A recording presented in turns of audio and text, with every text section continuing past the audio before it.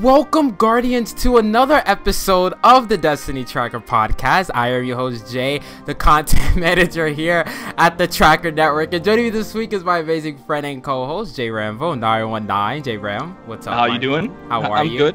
I'm good, brother. I'm good. That's good. I came in loud, right? Yeah, I did. I gotta like figure that out. Like seamless though, seamless.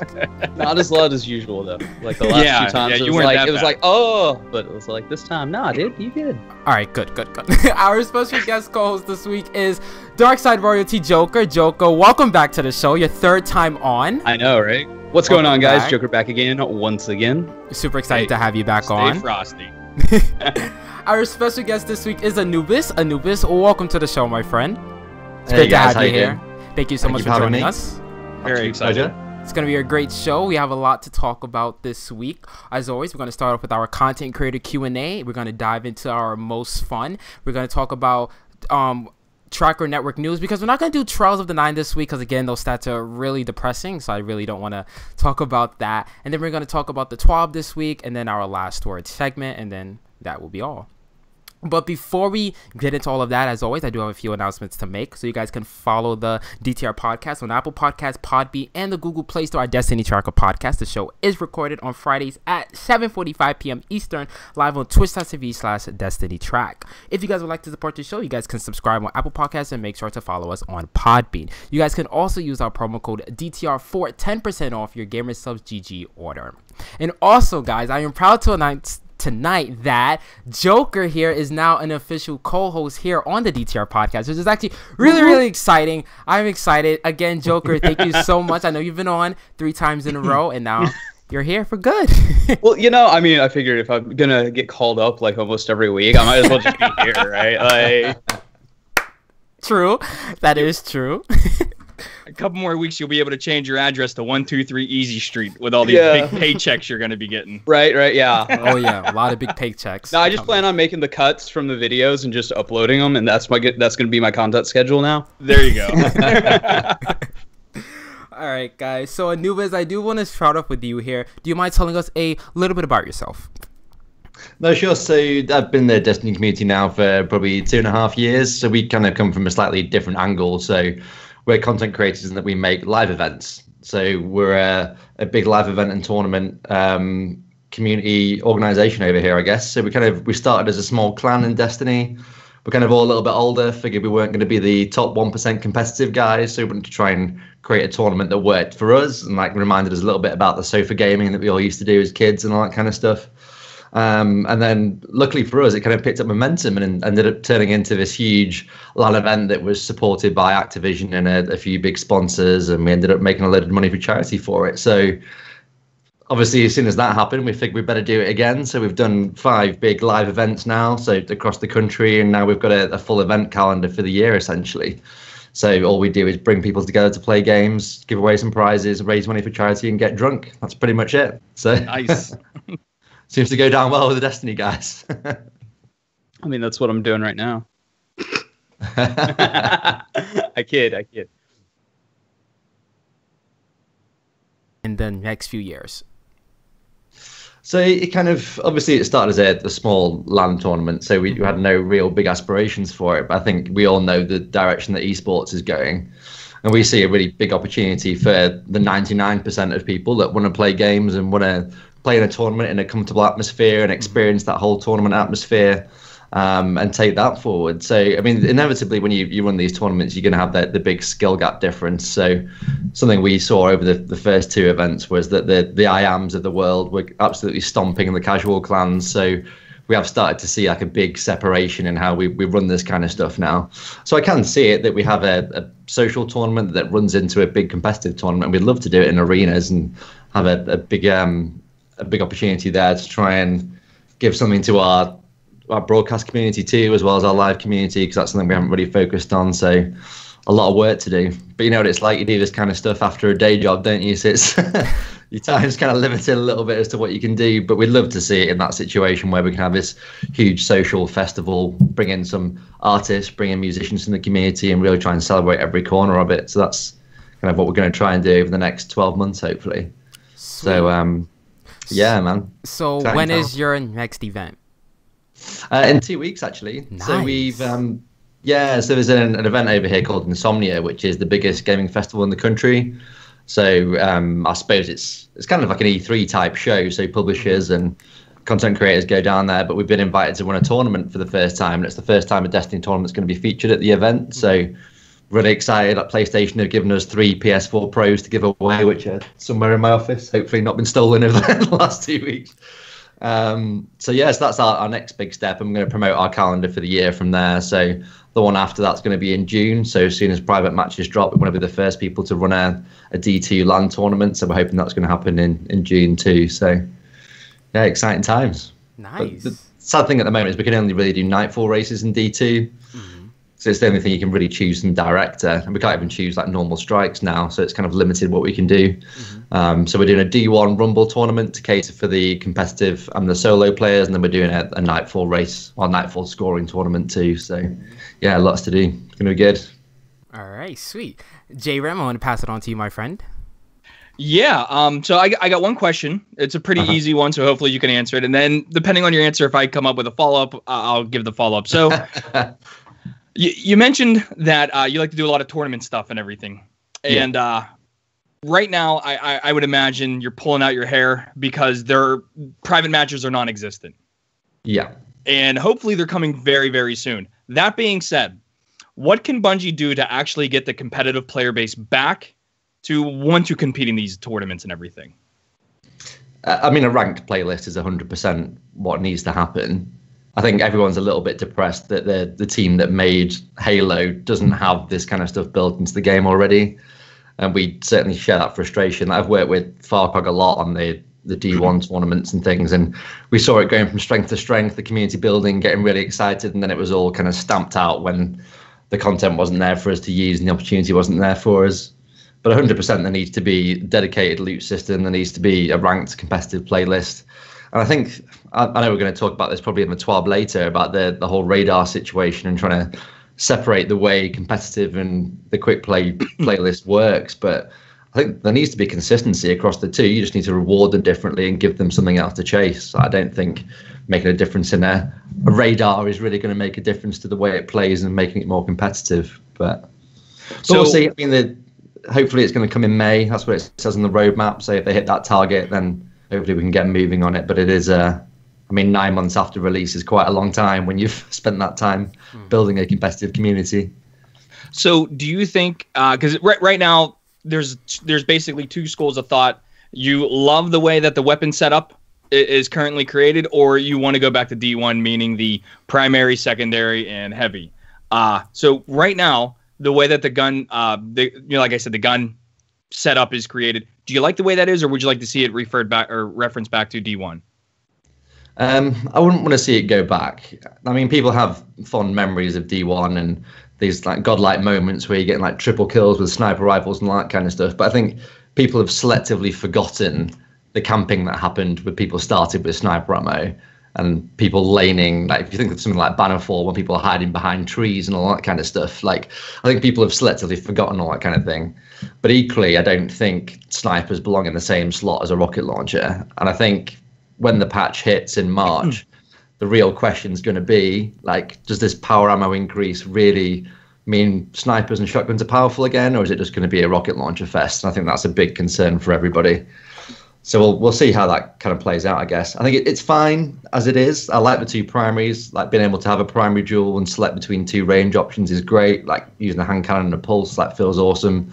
Hopefully the pulse rifle buff means that pulse rifles are valid again. Like I miss my PDX from D1 dearly. But we'll see how it kind of all rolls out. I think I'd like to see a 4-slot system, and so they don't have to change much in PvE too. Because the problem you're going to have if they go back to D1 is that they're going to rebalance everything in PvE too.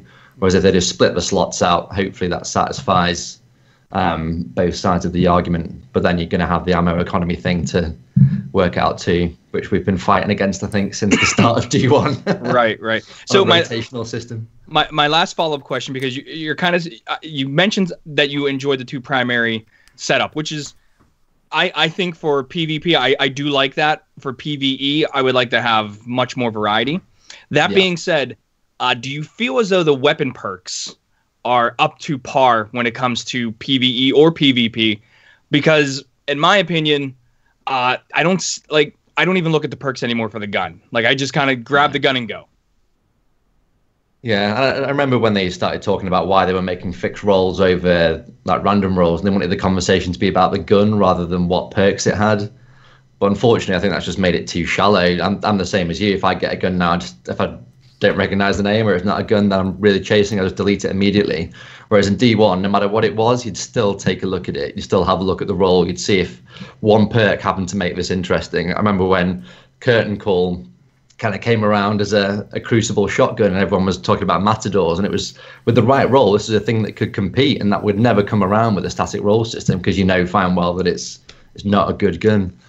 So I think unfortunately it's just stopped those kind of conversations, and it stops you, like, especially on social media marketing is huge for Destiny, and it's just completely wiped out that side of the community where you can post a gun like, is this good, isn't it good? That whole conversation's kind of disappeared and the excitement's disappeared. So, I mean, personally, I'd like to see random rolls come back, or at least a variety of rolls for a gun. They can be fixed, but maybe have like a range variant or a PvP or PvE variant within those. So at least you can have 2 or 3 versions of the same gun that they can still balance around without having their 100 different combinations that made things difficult in D1. Mm-hmm. All right, thank you. Well, I think to even add to that, at this point, it's like when you fire a hand cannon, you get a hand cannon, you fire it. You've already fired every hand cannon in the game at that point. Basically, yeah. Mm-hmm. At least that's what it feels like to me. You know? Yeah. All right. Hand cannons don't feel like they got the same weight. Sorry, Jay. Oh, no. Go. I was just going to say, with like a Pallion and an IS Luna, if you go back to playing D1, hand cannons just don't seem to have the same weight behind them, the same feeling that they used to have. Oh, yeah. Well, I used hand cannons as an example, but you can say, like, you fire one sniper in D2, you fired them all. You fire one shotgun in D2, you fired them all. You know? Because there's nothing in there to, like, really make the experience different. Yeah. Even between the different classes. Like, if you look at the lowest end rate of fire hand cannon, like the Midnight Coup, and you look at the Better Devils, okay, that classification of hand cannon, they actually do the same damage, but they have like a little bit of like range fall off, where like the Midnight Coup drops off damage faster. So they do the same amount of damage, but one's a slightly faster rate of fire. Like, why would I not go with that? You know, so I just think they've homogenized the system way too much to kind of talk what you're saying about the experience of getting the rolls. And, you know, I mean, I think it's like the weapon system just entirely, they've homogenized it too much. And I don't know why they would do that, probably to make development easier so they don't have to go in and rebalance every couple of months. But I think people are abandoning the system because it's like, well, I don't have these like wow moments. I don't have this like, oh my god, I just got the cool Matador, or oh my god, I just got the IS Luna that I've been grinding for 3 years. Yeah, so I think that's definitely pushed people away, unfortunately. Yeah, it's the price of balance when you get too balanced. Do you think that they will even be able to add that into the game though? Like you said, in D1, each hand cannon felt different. So in D2, they all kind of feel the same. So would they be able to even go back to that? It just seems like that is built into the game. And it is. It's just the way the game was made, yeah. It is, and I think it would take a huge overhaul to the weapon system, and I don't know. You got to look at, and this is kind of the place I've started to evolve to when it comes to Destiny 2, is you've got to look at time versus, you know, cost. And are they going to put in the time and effort to change all these things when Destiny 3, you know, is only a couple of years down the line? And they're obviously full on development for that at the moment as is. So do they just go, okay, you know what, we're going to continue our DLC commitment to Destiny 2. We're going to put out the expansion like everybody expects, or like we've, you know, promised. And we're going to bring the game to a place where people can play it and then, like, you know, patch it and stuff like that. And we're going to go, okay, we're going to wash our hands of it and change everything for Destiny 3. You think, you know, so I don't know. If I was crunching the numbers, that's how I'd look at it. It's just that I can see them doing that, but I don't agree with that. I think that they should put all their time and effort into this game because, well, we all paid for it. Like, we all want this game to be the best that it can be. Yeah. And, like, pushing it off again, like, oh, now we gotta wait for D3 is just something that I just do not agree with. No, I don't think it's anywhere near that stage yet. I think Activision will be pushing pretty hard on Bungie now to try and return on their investment in the game. Yeah. Well, even if it's not like necessarily Destiny 3, like Taken King 2, you know? Yeah, or the Taken Queen. I mean, it's quite encouraging that the update that was supposed to come in March, where the DLC has been pushed back to May, because they clearly see that it's lacking the depth. And like 2 months is a lot of dev time, like a lot of time for the artists to try and do some cool stuff that might not have already been in the plan. So if they build that into the system, and I hear they're going to start to bring like secret missions and things back and a bit of mystery, I think. Oh, do they need that desperately? Yes. Yeah. Oh, yeah. 100%. Sorry, a conversation earlier on Twitter about from Dylan saying, should we tell you about the Nightfall weapons or should we just leave it as a mystery? And I'd love them, but they need to just give us the lore, like tweet a lore segment and just be like, okay, let us go and find this thing. Like, we know it's going to be in a Nightfall, but tweet the lore. We'll probably research it then, try and find out where it's going to drop. Is it a weapon? Is it a piece of armor? Like, there's going to be a conversation around it then. And then the first people that get that's going to be all over social media. Just let us show a picture of it. Let us find out organically. Do you remember the feeling you had when you heard somebody got this new exotic called the Black Spindle?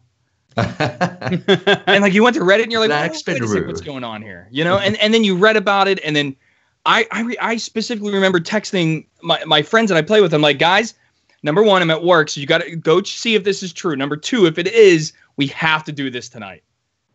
That mission was hard too. It was awesome. Yes, and it was the first time you did it. Yeah, it was, and I mean, the first time we did it, I think we definitely got crushed. We knew what we had to do, but it was like, all right, this is the first time in a long time where we have to think about how are we going to engage the enemy, not just I'm going to run into a room and just start shooting things. And that was, I mean, I love stuff like that. I think that's why right now I'm like, I play a lot of the Division. Because it's not just running into a room and shooting. I mean, you got to think about what you're going to do. If you think about your fireteam loadout back then, like how much more exciting the weapons were, you probably have someone sailing in there with an exotic void sword, swirling his sword around you, and there's DPS.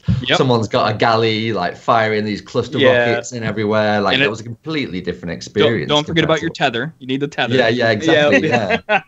Just the way all that kind of worked together. And like now, because everything's a lot closer to each other, and like you're saying about the hand cannons, for example, like everything's almost on a par with each other, apart from these slight little differences. You just don't have that kind of contrast and that excitement.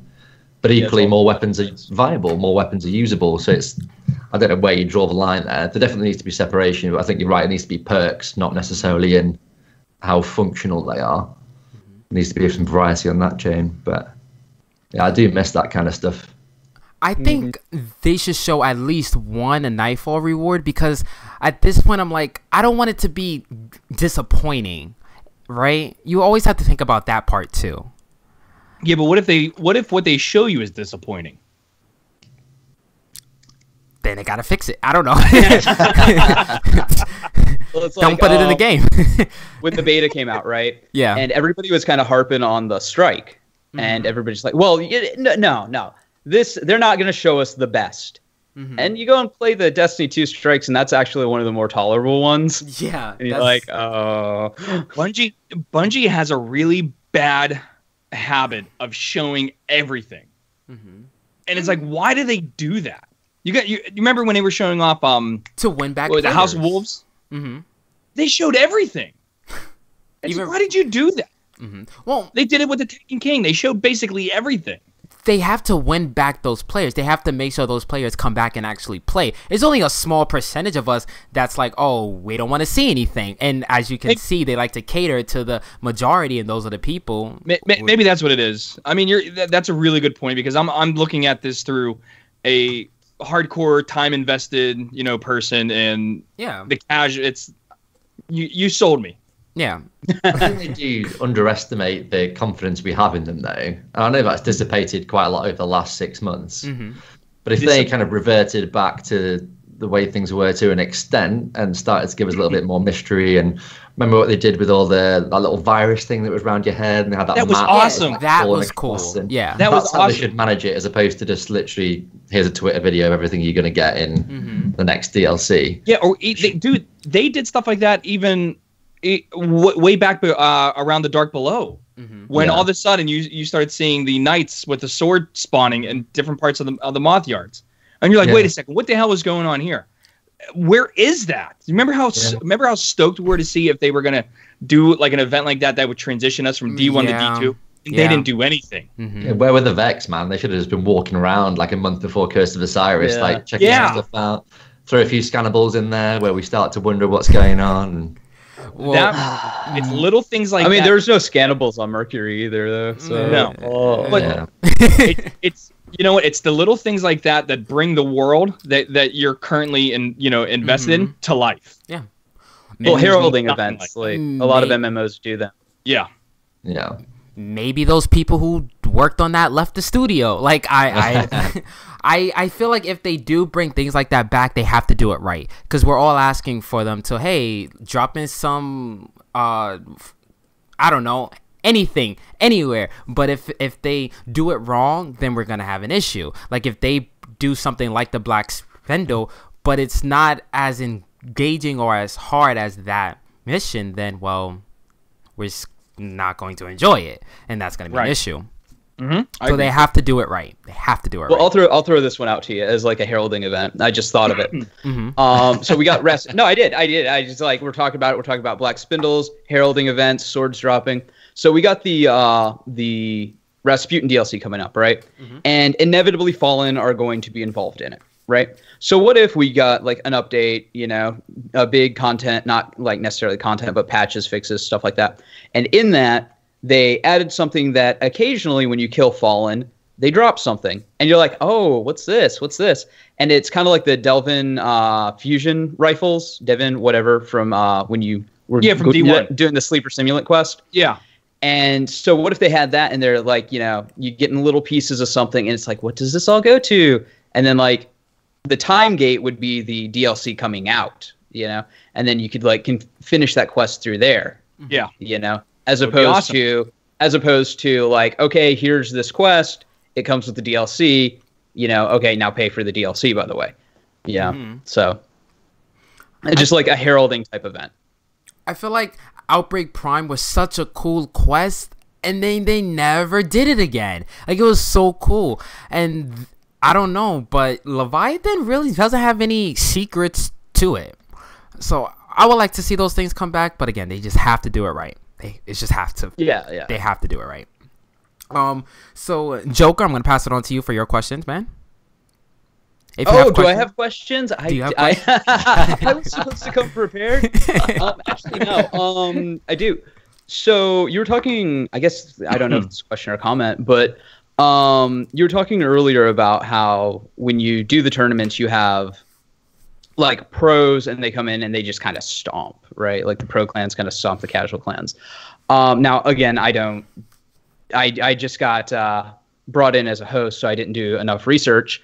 I'll be completely honest. Jay kind of threw you under the bus. Yeah. But no, I used to do like some competitive Pokemon stuff, right? And in that, they would have like divisions. Like you'd have like your pro division, you'd have your like semi, and I mean sports do this too as well. You think about like, is that something that's been considered, or would that just be like way too much manpower and whatnot? Like having the divisions within the tournaments. So we did do that for the second big one, but it depends on what resources we have generally, because we work with it. There's a company called Game over here, which is supposed the UK version of GameStop. Yeah, who did an amazing job of putting arenas in all their stores, essentially. So they've got these cool stations with a PC, Xbox One, and a PS4 on every single station. So we kind of moved away from hiring all the equipment in to a more flexible setup like that, and that actually opens up the door to us to be able to do that kind of thing, because we don't go from having like 12 or 16 consoles to like a room with like 36 in there. So we can split the room, competitive and social, and we can make sure that people are the same skill rating and working together and playing against each other, and then it's more fun for everybody. But something we've kind of steered away from is like giving cash prizes. And obviously the way esports kind of is at the moment, like if you're not giving cash prizes, you're probably not going to attract the best players. Right. So it's kind of difficult to try and maintain that balance, because we don't want to attract that kind of toxic side of the competitive community. Right. We want to kind of make sure everyone's on the same level when they're in there. So whether that's the YouTubers, the comp players, or the casual guys, everyone's in there as an equal. It's kind of hard to reach that balance. And as soon as you start making the competitive side of things more rewarding, then you're going to start to... Sorry, it's my alarm. So I actually thought I was supposed to be on this like an hour later. So Jay texted me. Yeah. You know, we started like 10 minutes, right? Yeah, so we have started to do that. I mean, it's less of a problem when we do PvE stuff. So we always try and involve like a Nightfall race or a Strike race. Or the first one we did a combination scoring system. So we did 2 strikes, combined the times. Then we did PvP where we randomly matched them, and it was how many points you got in that game rather than like a knockout tournament. And then we combined that on a score sheet to kind of award the prizes. But it's certainly still a work in progress. I think it's a relatively new concept, and we'll hopefully be able to roll it out for other games. Like hopefully Destiny will get busy again and we can do a few more Destiny events. But we're certainly looking at things like Overwatch and Fortnite, where there's still a relatively positive community and a lot of buzz around it. So we'll see how it develops. No, I think that's amazing, having kind of more of a like an average Joe type tournament setting instead of like the hardcore pro yada yada yada. So like the average, you know, the people, because I remember like when I was younger and doing the like Halo MLG stuff, right? And I just, you know, it was always one of those things like, man, dude, I wish there was just like something where like I could go with a bunch of friends and like do a tournament type thing, but it wasn't like playing, you know, MLG Dallas, you know, or something like that. Yeah. So, you need to have a chance and know you're going to have an opportunity to win some stuff. And so we've been really lucky in the past to have prizes from Activision, from Razer, from PlayStation, and Certcoin give us like T-shirts and things like that. So we've always had a really good kind of wide base of prizes to give away. So the first tournament we did, we actually had a bag of marbles and like different coloured marbles that we use for engrams. Like we've got 3D printed ones now. Now we're big time and all that kind of stuff. Oh, that's cool. No, that's really cool. That's legit. So if you want to, we had like a big bag of T-shirts and lanyards and like loads of marketing stuff from Bungie and all that kind of stuff. So if you want a game, you go over to, you know, the Cryptarch on Twitter. I don't know if you know Luke, but he was there as well. So he had the bag. So you go and see the Cryptarch, pick an engram out, and then you go to the prize table and you take a prize away every time you win a game. So that was a really cool way of doing things. So it's just to make sure everyone's getting something out of it and make sure everyone kind of goes home with a memory, I suppose. And it certainly helps having the big content creators there. I mean, we have like, Bife's a big supporter of ours, and Megs is always at the events, and Leah was helping out with the casting last time, and Farcog flew over from the States, which is a really big deal for us, especially for the competitive guys. So it really helps when those guys get involved and get behind it. But we're just kind of fortunate that a lot of people believe in the philosophy, and that 99% of gamers are casual gamers that just want to have fun and get together, have a few beers, and maybe try and win a few prizes. So hopefully that'll continue to grow. Man, that's awesome. I need to get to the UK. Yeah, to get out there to the UK. It's awesome. We talked about bringing it to the US, so we're looking at venues in the US to bring the same model over. Yes. So talking to Eric about that and seeing what we can do. So it's just like Eric's like hardcore competitive, and I'm kind of the social side. So it actually works really well. We can kind of bring both together and hopefully try and produce a cool event. So just nothing confirmed yet, but we're certainly looking at the opportunity.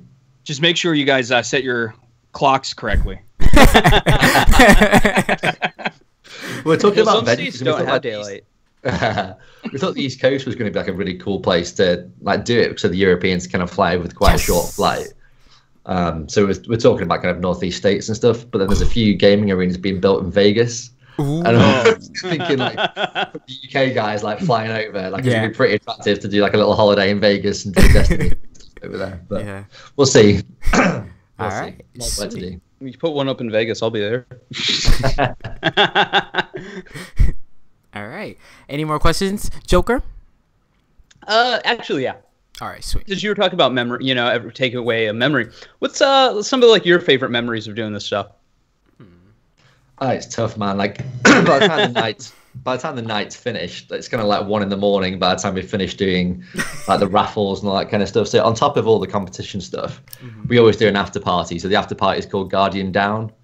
So that's inevitably when everyone likes to thank me for the event and give me too many shots. So we kind of, so you're the Guardian who's down. Yeah. So it's usually me that's kind of the worst by the end of the night because everyone's like very generous, like giving me a lot of tequila and all that kind of stuff. But we always try and run a raffle at the end of the night, and we always try and run a pub quiz. So we have like a few of the content creators, so By Foundation, Megs, and Story Machine as well, were pub quiz masters at the last event. So those guys stood up and we did like a Destiny themed pub quiz and did some prizes and stuff. And that was actually pretty special, like being in that environment and having like the fans together with the content creators. And that's probably the thing that I always take away from this. Like, you never really understand how much you touch people's lives until like they come and tell you after a few drinks. And they're never going to tell you when they're sober. That's just not a thing people do. But like the honest stories you get where people are like, look, I was having a really tough time and this gave me a group of friends that I've been able to hang out with for 2 years. And honestly, for me, the last 3 times I've got together with friends socially, it's been Destiny people, mainly people that have helped with the event or like content creators around here. So, I mean, that's been the most special thing for me, I think.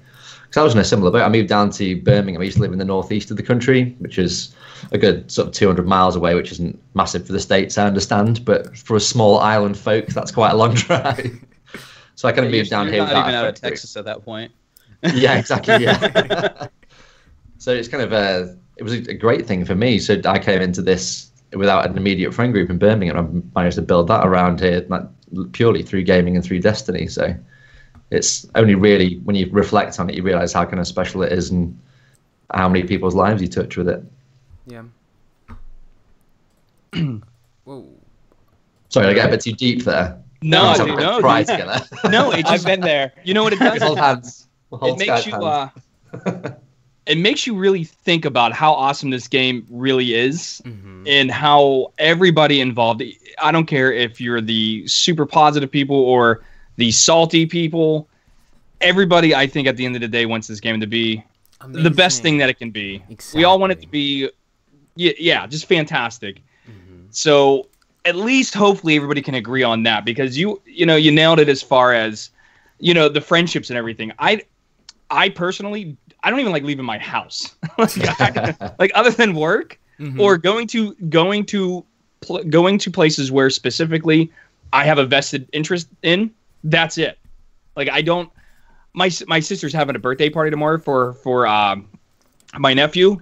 I don't even want to go. I love them both. I just don't want to go because I'd rather just stay at home. That being said, the relationships and the friendships that I've found through this game, I mean, there are people that live literally 30 minutes away from me. I've never seen them before in my life, but through playing this game, I've met them and I actually go out to lunch with them. I've met their children and everything. I mean, it's a fun ass time. Unfortunately, a lot of them are no longer playing the game. I need Bungie to recapture that. I need them to bring this game back so we can have all that stuff again. And I know. Listen, I could definitely be the person, or I could be the better friend and start communicating and everything back and forth. Like, I get that. So before people jump, J-Ram, you can call them. It takes 2 to tango. It takes 2 to tango. I mean, I get that, but I miss the random text, dude, like the Black Spindle that we were just talking about. Dude, you see what happened to the Black Spindle? Blah. Yeah. Like, it's just gone. I want that again. I want that back. Well, I don't mean to like kill the mood, but yes, I feel like I just think it's going to be hard for them to recapture some players. I think they've lost some players for good, which is sad to say. That hurts someplace in my heart. Honestly, Jay, I would agree with you to a certain extent. All right. Meaning that PvP players, yeah, I think they lost a lot. And I don't think a lot of them are coming back. There's way too many PvP options out there. I agree, yeah. But as far as like a first-person shooter, looter that has raids and strikes, there's not another game out there like that. Yeah. I think they can capture a lot of those people back. But if you're a competitive PvP person, man, it's going to be really hard to get them back because Fortnite is crazy big right now. Yeah. And who knows? Are we still riding the wave? What's Fortnite? Yeah. I've never heard of it. And with that game, wasn't a rapper and like an ex-Halo player like doing that the other night or something? Yeah. I saw it on the Twitter nets. And one thing we don't know is, are we still riding this Fortnite wave up? Are we at the crest of the wave, or are we going down the wave? Like, nobody knows yet. But boy, did it blow up over the weekend. Was it the weekend? No, it was a couple nights ago. Yeah, it was a few hours ago. It was like at least 24, 48 hours ago. Yeah. Yeah, which I'm sure we'll all see, or we'll talk about that later. But dude, those are some heavy hitters that Bungie's competing with now. See, before with D1, you didn't have that. You didn't have Fortnite. You didn't have PUBG. You didn't have that stuff. You had Titanfall. You had Battlefield, which was okay, and you had COD, which was okay. That was it. And Battlefield and COD are kind of the same type of game setup, meaning, no special abilities or anything like that, no supers. It was just, gun games and, gunplay. Yeah. Destiny came out, and now you got supers, you got these special abilities that regenerate over time and everything. So they kind of carved out a little niche within the player base. Now it's like if you really want to play PvP, there's better options. Yeah. And even in the next year or so, they're going to have competition with Anthem and the Division 2. Yeah. And that's scary, not for us, but for them. Yeah. Oh yeah. They're gonna have competition now. I would say in the PvP, getting back to the PvP thing, I don't necessarily think I totally agree with that. Because Fortnite PvP and say something like Destiny or Halo or Gears of War, where those games are more arena-ish type shooters, where Fortnite, yes, but it's a huge arena. There's a ton of players. I think what's going on right now is it's the new Minecraft. Yeah, I mean that sounds like demeaning or something. You're right. No, Minecraft is insanely popular. So it's the new hot thing, and it's going to be the new hot thing for a long time, just like Minecraft was the new hot thing for a long time. But I think you're going to have the competitive communities, and they're always going to want a truly competitive game. How about this? How can I word this? Oh, okay. Do you think that people are getting tired of the standard competitive games such as COD and Battlefield? Well, Battlefield's not really competitive, but you get what I'm saying. Are people tired of that traditional competitive game and are now branching out into the battle royale scene because that's now competitive to them? I think it's just yeah. Go ahead. So I was going to say it's a new concept, it's a new exciting thing for people to play, isn't it? If you look in the Twitch directory, there's two pretty clear things. COD's still on a pretty level field with Destiny 2. When you look at it in the Twitch directory, it's not high up there. I'd expect it to be much higher up. But something that you do see is 70-80% of the top 10 games are free to play games. And I think that's definitely going to be the way to go. If you can prove value in your content, people are going to want to pile money into it. You can guarantee people have spent more money buying a dinosaur onesie in Fortnite than they're probably willing to spend on a DLC for Destiny at this point. And I think if Destiny flipped to that model, there'd have been a lot less saltiness about Everyverse. Oh, absolutely. People wouldn't complain so much about waiting for updates because it's a free game. Absolutely. Look at Warframe. Yep. It grants you so much more flexibility. Yep. At the end of the day, you're going to make more money. I know they've got to kind of run this past Activision. Activision have got to agree to it, and they're a big AAA publisher that are used to getting this massive revenue in from the initial game sale. But I think they've got to kind of come into the 21st century a little bit with it and adapt. Activision bought King, right? And they were the Candy Crush guys. So I assume at least they would understand the power of free to play. Yeah. Yeah. And unfortunately, I think they probably took the money, those kind of models that they were using in Candy Crush, tried to add them on top of a game that people were already paying for. Yeah. That's when see if they could double dip. Yep. Yeah. You can't cross pollinate like that. I don't think it's one or the other. But yeah. I'm sorry. Oh, I was gonna say no. I completely agree. But to get back to the competitive thing, I think people are looking for the next Halo 2, and everything else is kind of what can we do until a truly competitive game comes out?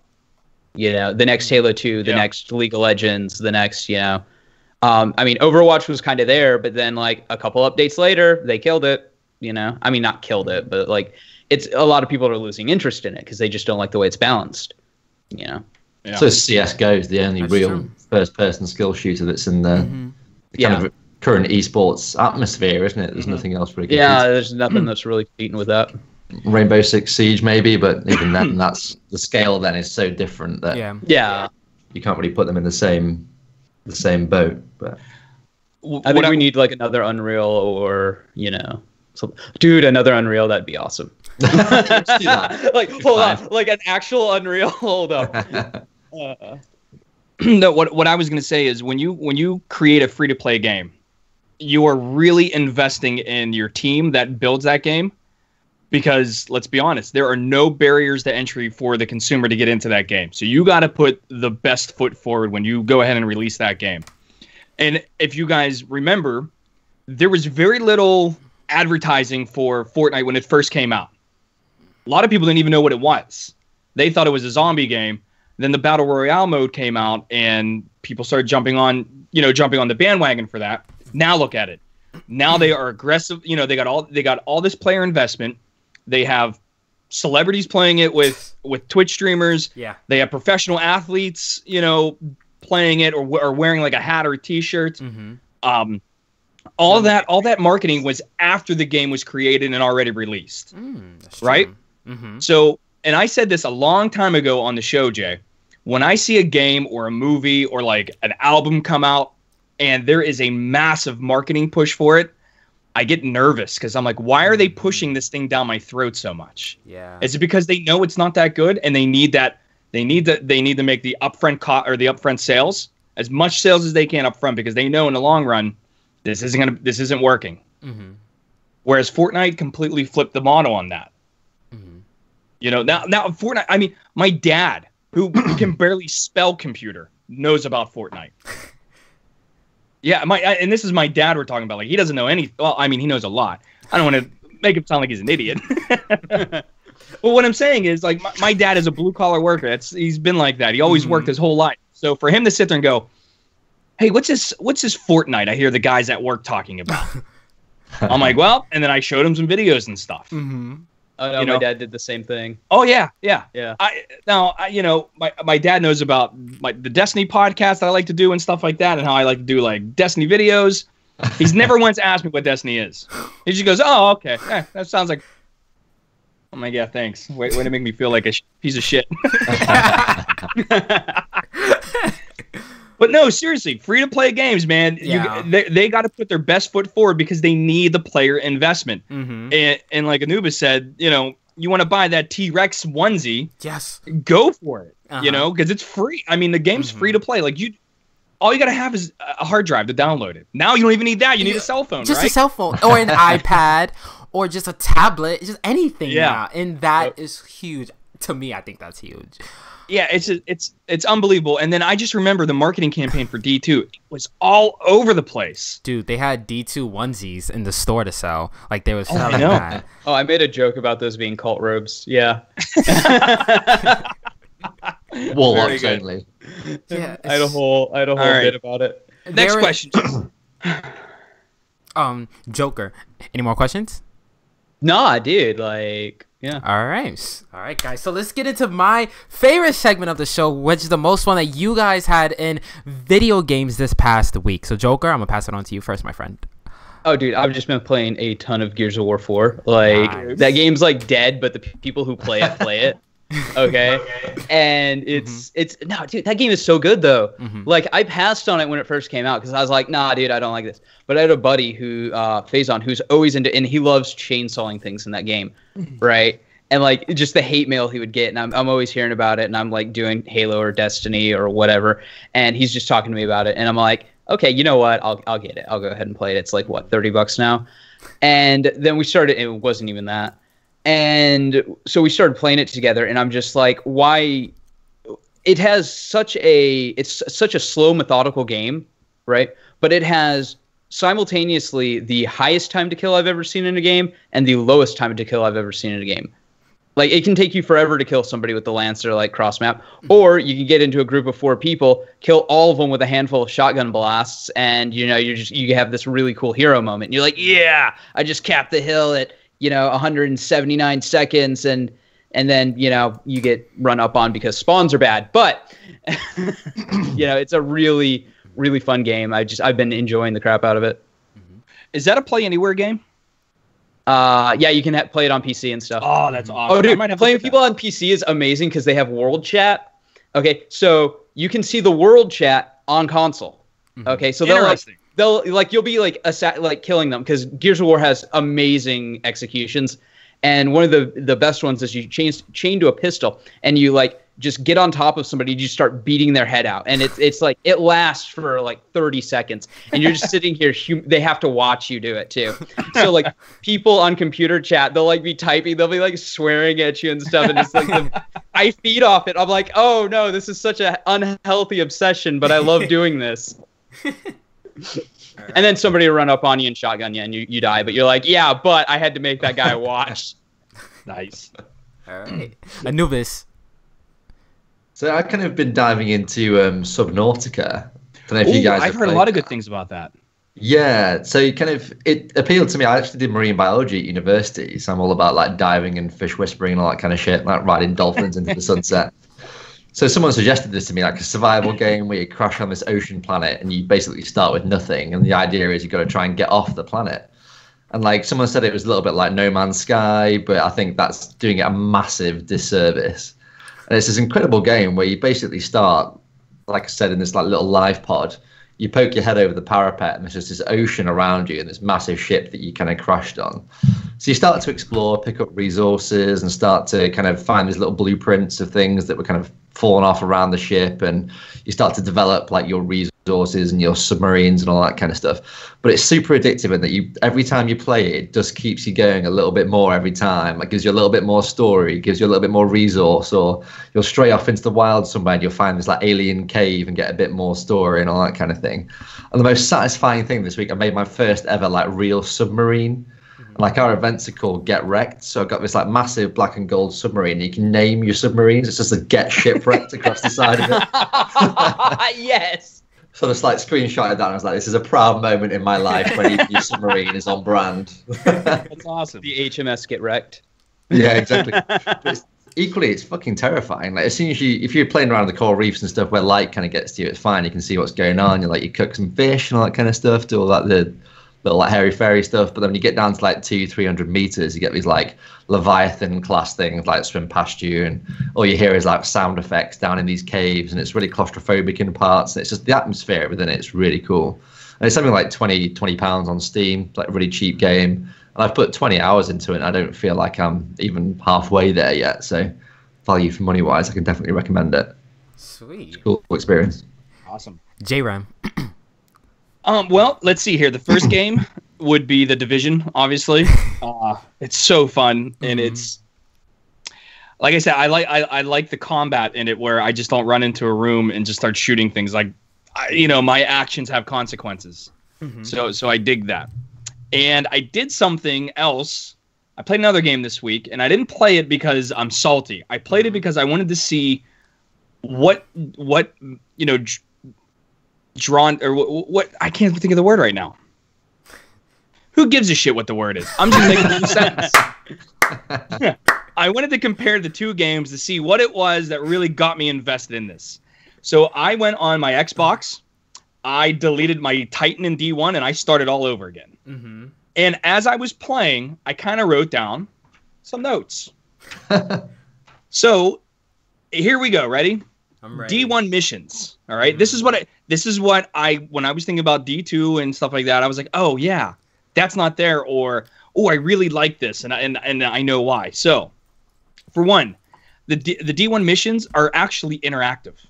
All right. And let me give you an example of that. So, do you remember if you had, it was Vanilla Destiny, you're right. You were in that courtyard where the Vex are right before you get to the Vex Heart. Where the three statues are? Yeah. Okay. Well, you after you scanned the two Vex plates that you had to scan, they were located on the walls. You had to go up front and open up the main Vex door, just like you would for the Vault of Glass.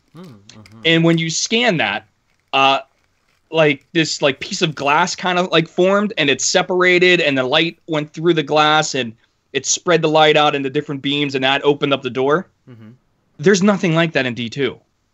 In other words, you literally just go through the mission, start to finish. There is no interactive environment. What's that? I was gonna say, did you know that when the prism has the light go through it, it actually makes the Orion constellation? Didn't know that. I That did is why. not know that. That is why you are going to be the lore guy, and you're going to tell us that.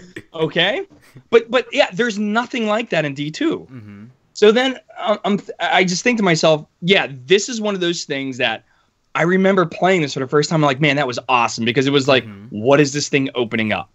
And then it made me think about, well, when D1 was coming out and Joe Staten brought out his supercut and they said, no way, this is too linear, and we want it to be more open.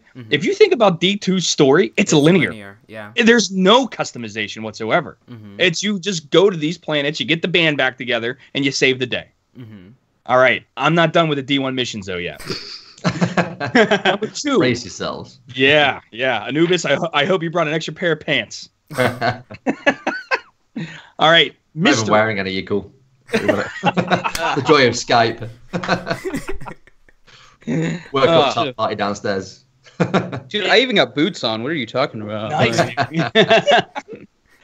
Also, there was mystery within these missions. When you it was like I think it's like the second or third mission on Earth. Okay, you go through the moth yards, you ride your Sparrow up to the top, and there's always 2 vandals and a captain. You kill those 3 guys, you go into the room, and that is where you go into like the very first like dark room where your ghost actually shines a light and Hive come out at you. That was awesome. Yeah, there's very little of that in D2. Yeah. Where D2 I think needs to really pick up the pace are with those lost sectors. Because that same feeling I got when I walked into that dark room is the same feeling I get when I go into the lost sector. It just sucks that the lost sectors are boring as shit. So I would love to see something like that happen. Well, I think what they grasped when they did that Hive thing for the first time is it was very reminiscent of Halo 1, when you're in the Forerunner ruins and then you meet the Flood for the first time. Yeah, that kind of like, what's this? It's kind of this like horror thing, and there's a build up, and the music's building up, and then you have all the thralls run at you. You get just this scream, and you have all the thralls, and they kind of tried to do that in Destiny 2 when you're going through the mission, and you have the Omnigul screeches. Yes. And then it's just witches, and you're like, oh. Right. Yeah. No. In fact, I'm glad you mentioned about the music building up, because in that room there is no music, and I thought that was very powerful.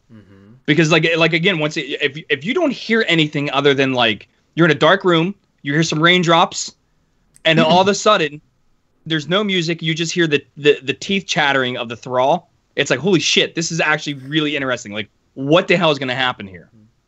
Also, enemy difficulty within the missions. And this is something so minute, but for me it makes a world of difference. Seeing the number of the enemy level. And knowing that if I'm level 6 and they're level 10, they're 4 levels higher than me, I can see that my approach to actually getting into a gunfight with them is going to be entirely different than in D2, which I don't see the numbers, therefore I don't fear death. I just run in and just start shooting things. All right? So that was just some of the things I thought about missions. Now, player choice. All right? I get to pick not only my mission, but the difficulty level. I can do that. I can make it more difficult for myself.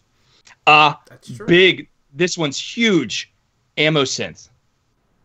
Oh, is that a blessing to have heavy ammo or special ammo or even primary ammo synth? Being able to use that when I want to. Yeah, actually, I think to get to something you were talking about earlier, think about trying to do a Black Spindle mission without ammo synth. Yeah, it would be impossible. Yeah. I mean, you would have to hope that you got enough heavy to drop while you're doing that.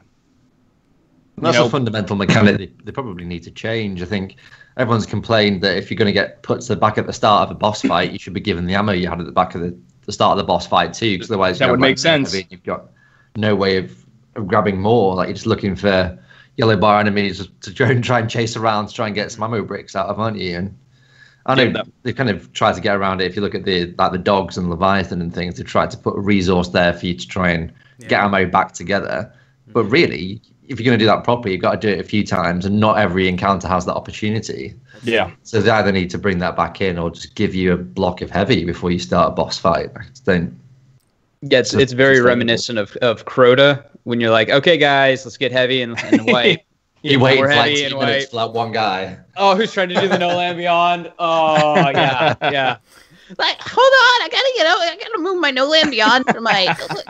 And then you're like, oh, my Xbox is acting up. Turn off. Yeah.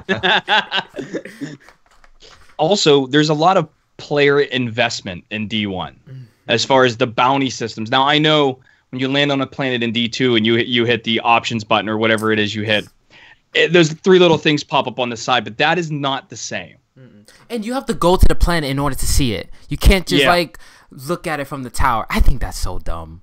Actually, not even to like sound like a, because it's kind of getting into like a little ranty, but not even to just back in Destiny 1, back in vanilla and year 1, you used to go to the bounty board and like that used to be like a thing. Like you'd get all the bounties and you like collect them and then you'd do them and then you'd come back at the end of the night and like turn them all in. It kind of made the world feel more interactive. Yes. Yeah, you could do those things wherever you wanted to as well. Like you could go and kill the things in the bounty on whatever planet you wanted to go and kill the things on. And like I say, the visibility of it, like you can't see if you've even done the challenges on a planet. If you've already done them, you haven't played for a few days and you're like, oh, I want to go and like clear some of these off to get a big reward. You kind of got to like guess where you were. Yeah.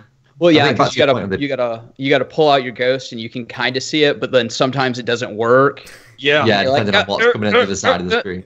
Yeah, pisses me off.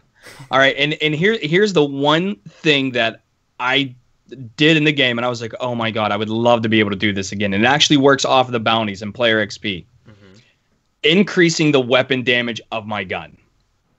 Now, I don't know if you guys remember this, but if you got a gun to drop in D1, all right, it was all these nodes, okay, and none of them were filled in. So you had to use that gun to actually level up that gun. And I was using my Vision of Confluence. It was a light level 130. It was a base model, right? So I go to shoot it, and I'm holding in the trigger, expecting it to be full auto, and it's not. I'm like, what the shit? So then I look, I'm like, oh, wait, I have to rank this up. Now, since I'm on a new character, I don't have the motes of light to just dump into it like I could have. So I actually had to get some bounties and rank it up. And I remember hitting, I think it was a Dreg with a headshot, and I did like 123 damage. And then as I ranked up the gun, there was that one little node with the little lightning bolt, and that's the power increase. Clicked on it, now I'm doing 180. I got the sense that I'm getting more powerful throughout that mission, or ranking up that gun. And boy, did that feel. I mean, it was one of those things where I'm like, man, I need this back. I don't know why they got rid of that. Maybe it was because people were just bitching about ranking up guns. Oh, I didn't see never that. heard anyone. I never heard that either. Like, Their management team was. Well, that's why that is why, because people were complaining about the grind to do it, and that's why we got the mode of lights. That's why we got the mode of where you could spend the mode of lights. But I can understand getting an exotic and it being fully ranked out. I mean, it's an exotic. I would expect that from an exotic. Yeah. But a regular gun that I get to drop, no, I'm gonna have to use it to unlock its abilities to see what it actually does. The exotic I get. I think what it and this is just me guessing, but I think what it was is it was a reaction to they had the motes of light, right? So everybody would just motes of light their weapons up. And then they had, people wouldn't go farm materials anymore because they could just go to any of the vendors and buy materials. So you get a new weapon, you want to try it out, you're automatically leveling it up anyways. Right. A lot of the time, and that's towards the end game. That's not towards the player experience of playing the game for the first time. Right, and there in and of itself is Bungie's biggest flaw. And I hate sounding salty right now, but it is. Instead of looking at, okay, what are the players doing, and how can we change the way they do that to still give them that sense of feeling that they're getting more powerful or they're working towards something. What do? They completely get rid of whatever it was and just nerf it down to the ground and make it easily accessible for everybody. It's like they hit the way to do it is combine that leveling up system with a mod system. So make the mods something worthwhile doing where you can add perks to your guns, but then have a level system too. So you've got 2 mods that you can put on a gun. Like you shoot it for long enough, you unlock 1 mod. You're like, oh, awesome! I've got this like massive bunch of mods. What do I choose to put on this gun? Yeah, level it up with that mod, and then you get to the end and you can get a second mod on there, and then you've got a unique gun where you've had to put some work into it. The RNG's been put into you getting those mods in the first place. The RNG is not within the weapon itself. And you've got this like unique thing that you built because you wanted it to work this way. I think that'd be a great way of. Oh yeah, I like that foundation. I think it's good. Unlike the ornaments, they could tie mods to like bounties, like really decent mods, but like have the bounties be like really hard, right? Yeah. Or not like necessarily hard, but like time consuming. You're working towards something, right? So you have this really powerful mod, like a luck in the chamber mod. We'll go with that. Like you want a luck in the chamber mod, but you have to go and kill 10,000 dregs or something. I don't know. And or do 10,000 something or others bounties and normal bounties. And so you have something that you're continuously working up to that anybody can do. Anybody can unlock this. Okay. It just, if you put in the work, if you put in the time, you put in the effort, you're going to get it quicker than somebody who can only play on Friday. But the guy who can only play on Friday will still eventually get it. Right. You know, I'm cool with that. Although I do want it to be a little bit more involved than just, you know, shooting 10,000. Yeah, I was kidding. I know. I totally get what you were saying. You were just using that as an example. But yes, you're right. Like thralls, not dregs. That was the difference. Yeah, they're all. Yeah, no. And in fact, they have to be explosive thralls, and you have to punch them. That would suck. I remember that with one a bounty. hunter with no resilience. Yeah. Or how about the option to have the gun fully leveled up? Like you have to spend like 15 exotic shards, and then that boom, the gun is 100%. Or instead of spending it, you can just grind it out. I like options. Honestly, Jay, I'm an option guy. Yeah, but the only way I can see that working is if that was implemented from day one. Yeah. Like now, like, dude, I bet you I have over 2,000 legendary shards. So if they come out with that system, I have so much bullshit accumulated because I don't spend anything because there's nothing. The economy in this game is not that good. Yeah. Well, it just wouldn't work. not That good, would work it's if just it was day one, but now forget it. Well, I think what they could do is we have the Masterworks, right? And I mean, I don't know anybody who has a ton of Masterwork cores, right? So what, and this just goes to even the mods or the other systems, is like, say you turn a weapon Masterwork. Now, once this weapon's Masterwork, for 10 more Masterwork cores, you can re-roll the entire weapons perk set. So this creates a thing where you're not just able to, like with Destiny 1 when they had reforging, you're not able to just dump in a bunch of random materials that you already have thousands of, you know, to get a god roll. What you're doing is you have this actually valuable material, and you have this set of perks that they're like, okay, this weapon can only ever get these perks, but it's still kind of balanced. And it'll be like, so you're just re-rolling, like armor, you know, only it's got a higher cost to it. So it's like, okay, I really want to complete the Nightfall because I have a chance of getting Masterwork. I have a higher chance of getting Masterwork weapons. Ooh, I really want to complete the raid because I have a higher chance of getting Masterwork weapons. You know, so you're doing all these other endgame activities because you know there's a higher chance of obtaining this material that you want, so you can reroll weapons because that's what you ultimately want to do, so you can get your god roll build. I think something like that is simple. All the things are there in the game to do it, and it's just an execution whether they want to take it that way or not. My only fear is my only fear is that you're going to have a subset of the community that's going to say, oh, we'll never be able to do that because we don't have the friends to do that, or I'm not good enough at the game to do something. You're always going to have that, though. Yeah, I'm with you, but Bungie doesn't believe that. They just sit there and go, okay, well, we'll just leave it wide open for everybody. Like, well, they've kind of changed that philosophy recently, though. I mean, since Chris Barrett took over, a little bit, the communication has been very different, and that they want the hardest activities to be the most rewarding. And they've only said that over the last like 3 months. Yeah, and so I think that's encouraging. I think the biggest thing that I think the biggest thing that slapped them in the face on that mentality is when they did the guided games and nobody uses it. And they did a whole push to like do the guided games, and it's sad because it's a good system. It's like it's a good idea. It's just poorly on paper executed. Yeah, it looks great on paper. Work. There's no investment for the Sherpa. That's the major issue. There's too many waiters and not enough chefs.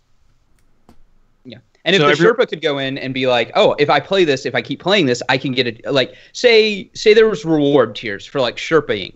right? Like you Sherpa 3 people and you get 10 Masterwork cores. Or you Sherpa, 3 people, 4 people, 5 people after that, and you get this. It's kind of like the clan rewards, actually. Like they could do like a tiered clan reward system only for Sherping. So then you would get a community around that would be like, okay, we're going to do this. And you can have each event like count towards different levels of Sherping. You can be like, well, a Nightfall could be like 1. But a raid, a normal hard mode raid could be worth 2. And then like a hard with those guys getting unique ornaments and unique shaders. Yeah, and stuff. exactly. I mean, and that would so be much the community and like especially year 3 was built around Sherpas, wasn't it? And most of the Twitch community was either watching people do raid or trials carries. And I'm totally cool with those guys going through that hardship to get something at the end of it. Like absolutely no worry at all. But like, from the PvE side, what you're saying about the feeling you used to get in D1, that the main issue we probably got is that all that stuff was a new experience in D1. And because we don't have any new races in D2, we're still doing the same shit. Like, we're going to go and stand on a Vex plate. That's not exciting anymore. No. The first time we went and stood on a Vex plate in the Vault of Glass trying to open that door, it was like, vroom, all this noise around you. Like, that was awesome. What's going to happen? This is amazing. Whereas now it's like, oh, get on the Vex plate. Like, it's something we've seen before. I think it sorely needs a new race. And I don't mean like a Siva-ridden Fallen race. Like, we need either the darkness from the initial artwork, those long, like, etheric type figures with completely new mechanics, completely new way of playing the game. Otherwise, people are just tired. We've been doing the same shit for 4 years. Like, we need a change up. The only thing I worry about with adding more races is, and we've kind of seen this with Halo, is the more races that they add, the more AI behavior that they have to add. And the AI behaviors that they have to add, the dumber the AI seems to get. So I would hope we're beyond that now, though, in 2018 versus Halo years. They have over 1,000 employees. Come on. I was talking about Halo 5 has this problem. Halo 5, that's the exact problem with Halo 5. Is they have too much AI and it's your own teammates that dumb as fucking Halo 5. Trying to get they're bad too. I don't like the down but not out. I would rather, and it's kind of like the same thing with getting tethered in Destiny. Like getting down and not out in a video game or getting tethered in Destiny. It's like, just kill me. Just, I would rather die than be tethered. I had my time. And you're like walking through the molasses. You're like, baby, and then somebody comes up and kills you, and you're like, oh, just okay. So let's move on to our Tracker Network news segment. So let's pause the brakes real quick on the heavy D2 talk, even though this next question is really focused on D2. Anyway, let's talk about a bit about Call of Duty Black Ops 4, because I did talk about this last week with Joker and Paris, but I'm really curious to hear J-Rams and An00bis answer on this. So I have a theory as to why Black Ops 4 is releasing a bit early, and that is because, well, Activision is pretty aware that maybe the D2 fall expansion will not sell as much and they still need to hit those targets for the year. Or it could be because of the amount of competition that is going to happen at the end of August, and they don't really want their game to be drowned out. Like, yeah. J-Ram is going to pass that on to you. Okay, well, as far as competition, yeah, there's going to be a lot of it during that time of the year, because that, if you celebrate Christmas, that is a major time to go buy gifts. So if they want to kind of get a jump on that, I can understand that. At the same token, if we're working under the assumption that D2 is getting another major, like Taken King size expansion in September, and they're coming out and then Call of Duty's coming out in October. I think that's a wide enough gap as far as time is concerned, where those two games do not overlap. You know what I mean? Well, they're also in different quarters. Yeah, are they? Yeah, Q3. When does Q3 end? In September. Okay, then Q4 is October 1st then. Yeah. Okay. Well, there you go. Joker just answered it for me. Yeah, they're different quarters, so they have to make certain revenue goals. I don't think it's going to affect Destiny at all, to be honest with you.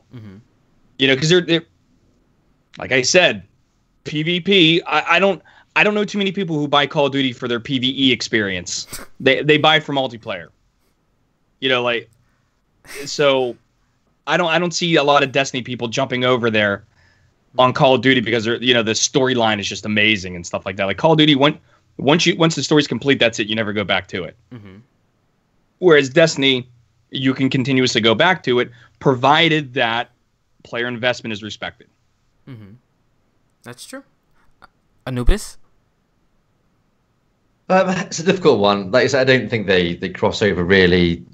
Like, even though the FPSs, they're completely different games. It's like people that are comparing the Division and Anthem to Destiny. Like, they're shooter looters, but that's really where the comparison stops. I mean, you're talking about like the Division, a realistic shooter looter game. It's a third person game versus Space Magic first person. They play completely differently. And I'm a massive fan of FPSs, and I find it really hard to play third person games sometimes. I just don't like the mechanics as much, and I kind of struggle with Fortnite a little bit. I don't know why, because all I did was play GoldenEye as a kid, like God knows. But I think the picture's probably a little bit bigger, and that, like, obviously Activision and Blizzard are the same company now, and they've got a lot of assets to work with. I just reckon their calendar's probably so much busier now that they've had to start to spread things out a little. Yeah. And I wouldn't be surprised if there was an Overwatch update planned for a month after or a month before that they were trying to tie in to try and kind of spread that out towards the end of the year. But I think they're probably trying to give Destiny the chance it needs too. I think if they don't give it the 6 weeks or a month running that it needs for the new DLC to bed in and for the content creators to come back, and if COD's kind of in the middle of all that happening, it muddies the waters a little bit. So you can kind of see they're probably trying to get the money's worth out of this big expansion before they kind of really take a risk and compete with themselves. But well, actually, to kind of talk about what you're talking about is, so you have in September, you would have Destiny, Taken King, whatever. And then in October, Call of Duty. Then maybe November, like an Overwatch update. And then isn't there like another World of Warcraft thing coming out? And doesn't that usually launch in December? I don't play that game. I don't play it either, but generally World of Warcraft launches in December. I remember that, so. It's just, I don't know. I don't know what's going to happen this fall. I don't think any of us do, so I guess we'll just have to wait and see for that. So really quickly, J-Ram, what are your thoughts on the Division 2 announcement? Because I know you're a huge fan of that game right now. I managed expectations. I'm very excited for it, but I will not pre-order it. I'm done with that lifestyle. You know what I mean? Overcommitment is off. Yeah. You know, given their track record over the lifespan of the Division, it has only gotten better from the massive amount of criticism that it initially had. So it seemed as if they listened to what the people wanted. They didn't deviate too far away from what the people wanted, and they just kept building upon what they had. Now with the Division 2 coming out, I'm going to be really interested to see where it starts off. Yeah. As far as, you know what I mean? Like, what did they learn from the Division 1, and how does that integrate into the Division 2? Because one of the biggest arguments I hear with Destiny is you can't compare D2 vanilla to Destiny overall. And I think that's the biggest bullshit answer I've ever heard. To me, that's kind of like buying a car. Like, you buy a car in the year 2015, right? And it comes standard with air conditioning, power windows, locks, and a backup camera. Then 5 years later, you buy a new car, and none of that stuff is in the car. You got to roll up the windows. And people are like, whoa, wait a second. You can't compare those two things because they're different. Yeah. And it's like, you're an asshole. They're not different. Like, hey, I expect that to be in the car because that's what the car initially came with. Yeah. You know, and over the lifespan of the car, whether or not you guys made a GPS standard and then heated mirrors standard, I'm expecting that to be standard in the next version of your car. Exactly. So they were supposed to build off what they had, not build off 2014 of what they had. That's kind of because I've been doing a lot of Halo stuff lately. That's kind of 343's ultimate problem is they have this weird cross-generational thing where Halo Reach came out in this, like, you know, people are classic Halo fans, but then you have like the Reach people who came in with Halo Reach. And so you have the people who are like, we want enhanced mobility. And then you have the classic Halo fans who are like, no, dude, get that out of my game. And so you have to like, what is, at that point, it's like, well, what's industry standard for Halo? And so I think with other games, you're going to find that they wind up having like an identity crisis with that as they get older, as they get more iterations into them.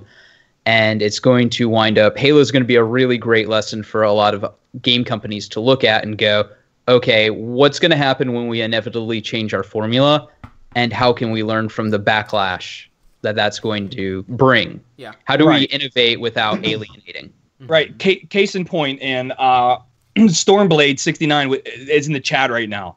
And I don't know if, Stormblade is a male or female, so I'm just going to say this person nailed it with the whole vault situation. We've been complaining about vault space since year one, vanilla one. That is not a new topic. And yet when D2 comes out, not only is there more stuff to get, there's actually less vault space.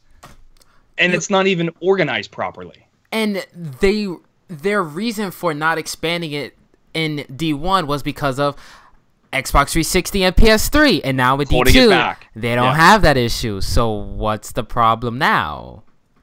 Right. So I don't know. I'd be really interested to see what the Division 2 is going to roll out with, because if there's going to be one more update to the Division, I think it's another major update where they're addressing how classified gear drops, and they're going to increase the drop rates and stuff like that. And there's going to be more missions coming out, and you don't have to pay for this. It's all free, which is huge. Okay, huge. It's really gonna.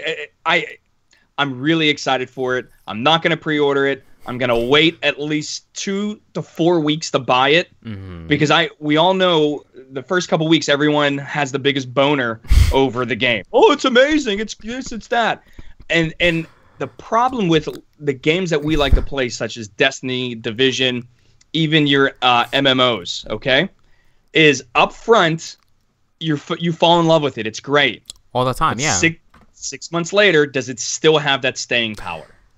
For some games it took like a month to realize, what's going on. Yeah, some games took a month to figure out. This doesn't exactly have what they advertised. Yeah. So yes, I'm excited, but I'm gonna once again use the phrase managed expectations. All right. An00bis, your thoughts on that? So the Division's not something I ever really persisted with. So exactly your point, and I kind of got into it. Thought it was great. Was playing with all my Xbox friends. Like it was a new, big team game for us to play. And then some guy with a hoodie was taking 75 rounds from an auto rifle, and I was like, what the hell is going on here?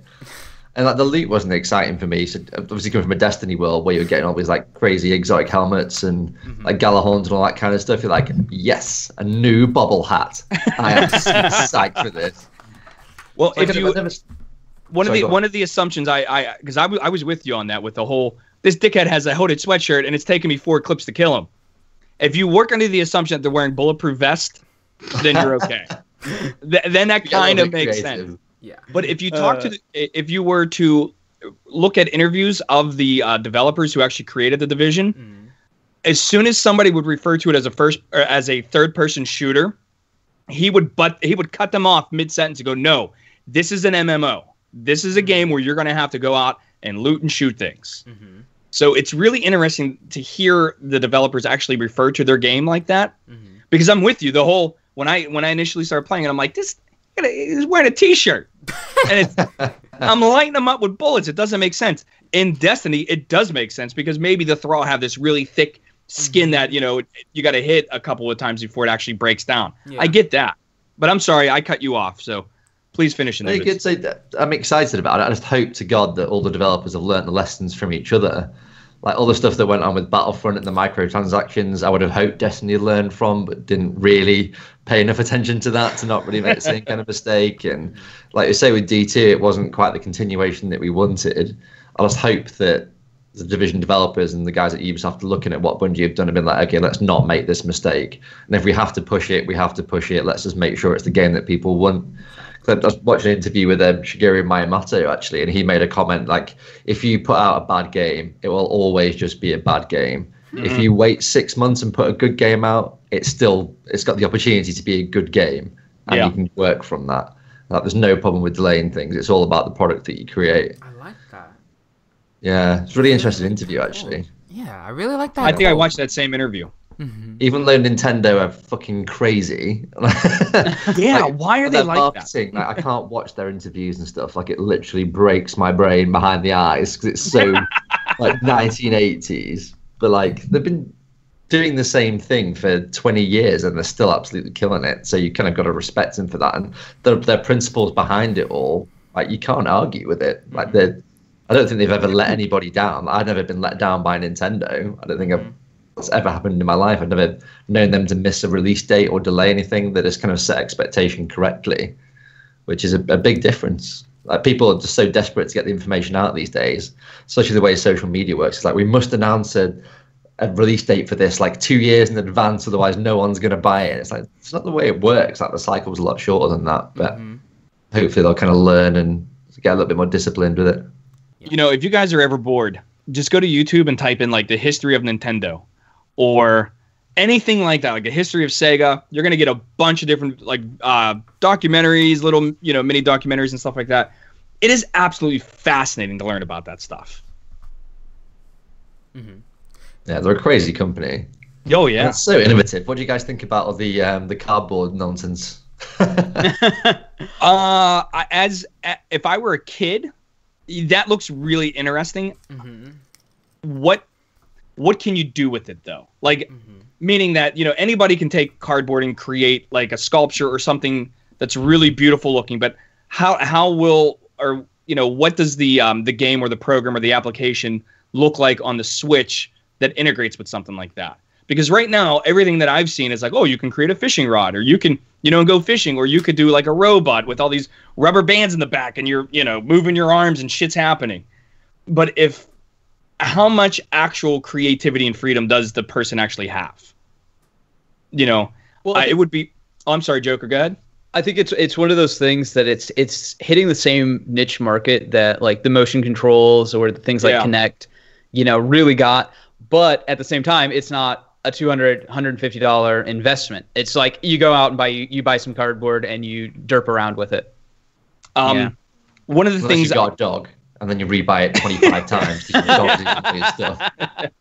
One of the things I do in the summer, because I have summers off, is I used to do a summer robotics course where I would teach 7th, 8th, and 9th grade students how to build like a little robot using either Lego Mindstorms or like Vex, which are like erector set type, you know, you have to cut metal and everything like that. But I would teach them how to program the robot also to complete like any task. And we had a big thing at the end where I would put like little tennis balls on the top of toilet roll paper towel dispenser things. You know, I'm talking about like a little piece of cardboard. And the robot was supposed to find them, take the tennis ball off and drop it off in a certain area. And I said, you know, this is your minefield and you have to disable the mines. And when I think of the Nintendo Lab thing, that's what I think of. But what enabled me to be able to teach those students is there was a very easy and interactive way to program this. When you use the Lego Mindstorms, there were icons, so they were drag and drop. So if you wanted to create like an if statement, you would grab the one little icon that had like an if, and you drag it down there, and it automatically fills in the code for you. All you have to do is just like kind of type in the numbers. Whereas the more advanced students, if they were using Vex, you actually had to type like the if, you know, optical sensors less than 300, you know, centimeters, then do this, else do this, you know, shit like that. So I'd like to see just how intuitive that Switch application is going to be. Because if it's something like that, like the Lego Mindstorm, where you could do some entry-level programming, that is going to be badass. But if it's just, here's some cardboard and here's something that we created that you can build, that would get stale after a while. Once you build everything, you don't have to, you know, once you build everything, what are you going to do? Some journalists do actually were able to like play around with it. I don't have a link on me right now, but if I can find one, I will send it to you. Well, if half those brain trusts figured it out, I mean, I kid. I love gaming journalists. Wow. I joke. All right, guys. Let's dive into faction rallies. Faction rallies is returning next week.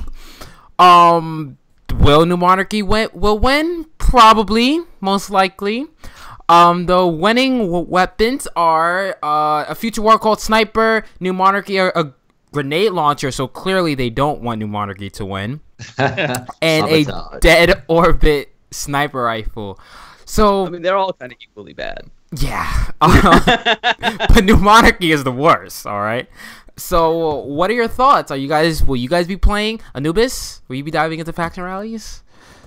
I'll play. Yeah, I mean, I'm not as excited as I probably should be about this. I think we all kind of expected faction rallies to have a little bit more depth and go and do the same things that you normally do, and we'll give you some stuff. Mm-hmm. But I'm a future war cult fanboy. I need to get the gear on my Titan. So the only thing that just goes right up, it really grinds my gears, man, is this is something that we had in D1 that was just available for us to do, and now they're acting as if this is this new cool idea thing that is limited time, so you got to make sure you do it. It's like, dude, you took something out of the game just to time gate it now. Like that really frustrated me. Instead of I think that's why I don't play faction rallies that much. Yeah, I feel like they should have kept it and just created like a brand new event, something cool, or like some type of real PvP faction wars. If factions go up against 4v4v4, that would have been awesome. That would have been pretty Jay, cool. According to the TWAB this week, notice the transition. I'm trying to integrate the TWAB here. I see it. Pledging to a faction should be a meaningful choice. What the hell does that mean? Well, they're pretty bad. Sparrow Racing's coming back. What did you say, An00bis? We're going to get Sparrow Racing back, and we're going to do 2v2v2 Sparrow races. We're going to get our racing gear on. Nice. I'll actually be up for that. Their word choice is good, but in game is just like they could have it doesn't live up to expectations. At least not mine. Maybe I set too high of an expectation, but I think we all did. No, we all did, because we had an idea of what this game could be. Yeah. Because we invested so much time in the D1. But what do they mean by meaningful choice? I've heard some other podcasts saying that they're thinking that they're going to make your choice account-wide. So if you got 3 characters, you pledge New Monarchy, your New Monarchy on all 3 characters. I don't think Bungie will do that, because Bungie has never, ever made us make a hard decision like that. But if anything, they just give us everything. But that's not really meaningful, at least not to me. I don't think that's meaningful. I don't think it's meaningful. Account-wide! Woo! New feature. I don't know. But if they did that and then combine that with some faction-based exotics, that could be cool. That would be cool. Okay. Then you've really got to commit to going after a weapon, and you have to get to a certain level to have a chance at it dropping when you go and collect your package, maybe. But they did that in D1. Mm-hmm. As soon as you hit 25 with your faction, you got an exotic quest to get the class armor. That was cool. That was awesome. That was meaningful. This would actually outlined something like that in a video where I talked about bringing in like a Last Word faction and a Thorn faction, because you had the Shadows of Yore, and it was essentially you'd get if you played and you got to say level 25, you would get this exotic quest line, and the exotic quest line would give you Thorn or Last Word, but you could still get it through just normal play. However, when you did the exotic quest line, you got special ornaments for it as well. Because, I mean, the Last Word and Thorn did have some pretty cool-looking ornaments in Destiny 1, especially Thorn. So you'd get these ornaments, and it would show that not only did you get to that level in the faction rally, but you completed the exotic quest. And I think I'm always that guy that's like, dude, these things should be hard. This is an MMO light type game. There should be some grind to it. Yeah. This shouldn't be like, I've knocked out all the content in a weekend. Or in the case of Curse of Osiris, I knocked it out in 4 hours. Yeah. How amazing would it be if somebody like An00bis could sit there and contact Bungie and say, you know what, we're having this competition, and 6 months from now, it's going to benefit this organization, and they actually gave out special emblems or a special gun or something like that to the people who participated in something like that.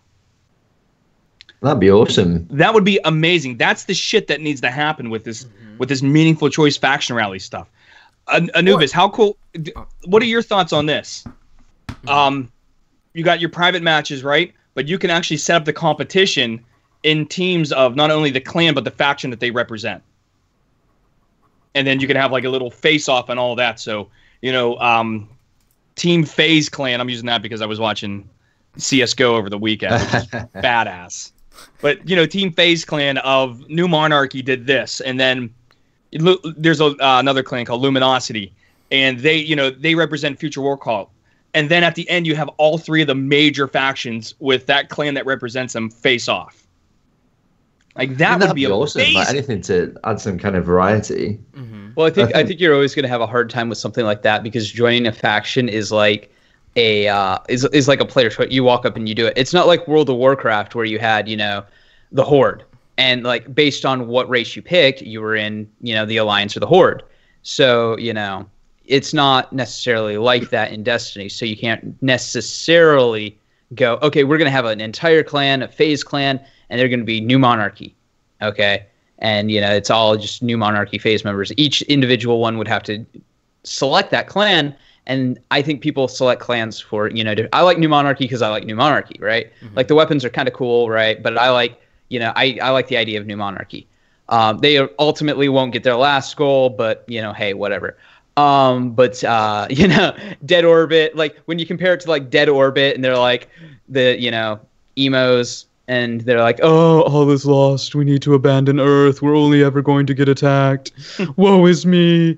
And then you got like FWC, and they're like kidnapping people off streets and like frying their brains. It's like, by comparison, New Monarchy wanting a king isn't so bad, especially if you read the Fall of Osiris comics, and that's basically what the speaker is, So, so I think having like any real faction wars where it's like people select a faction and they go into Crucible, and it's like, okay, this many New Monarchy players, beat this many Dead Orbit players, beat this many FWC players. Well, we kind of have that. And a lot of people want to harp on the token system. Even I will. Because it's like, oh, well, you did all this cool stuff and you got a couple of tokens and you go cash those tokens in. But the tokens are ultimately just another form of reputation from Destiny 1. Right. And I think it's the only way, at least with the faction rallies, to give them the benefit of the doubt. I think it's the only way that you can really track something that's like a Crucible thing. So, Well, let me ask you guys this question. Do they advertise this as faction wars? No, it's faction rallies. Faction rally. Yeah. Right. Okay. All right. Just making sure, because we always want to see the factions face off against each other, but that's not what a rally. A rally is bringing everyone together. Yeah. Right. Not so maybe I need to start saying faction rally, because I make the mistake of faction war all the time, and I want to see us face off against each other. Yeah. Well, that's kind of what we're doing. We're competing against each other. It's still not a war, but yeah, but their version. I mean, you can go do those, the lost sectors and get your 3 tokens. This is more like when the lockout time is 10 minutes. Yeah. If I was to compare it to like something in modern, it's like when, or like in like most people would understand, it's like when you have advocate groups that are like behind like a Democrat or Republican or something like that, and they're like giving money to that person from that organization. That's kind of essentially what the faction rallies are, because it's like the consensus is like, well, which faction do people care about more? Or the in-lore excuse. It's like, well, which faction do people care about more? So when a faction wins a faction rally by getting the most tokens, the consensus is giving them more money, more resources, stuff like that. Right. So that's the in-world. Yeah. I think a big issue as well is the ornament side of things too, because you can kind of grind towards getting these funky ornaments, and all it basically means is you don't have to put the shaders on your gear. That's basically the only difference.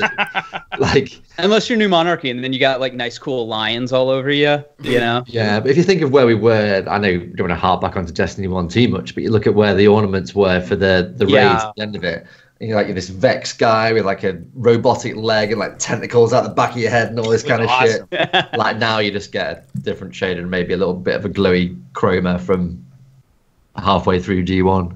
Yeah. It's kind of depressing, and I can't help but think that was a design time thing. And that's I would agree with you on that. I think the ornaments were very last minute, but I feel like anytime I'm running around in my new monarchy, the Reigns of Castamere should be playing, and like 5 people got that joke, but your Sparrow is actually a unicorn. You're riding it around.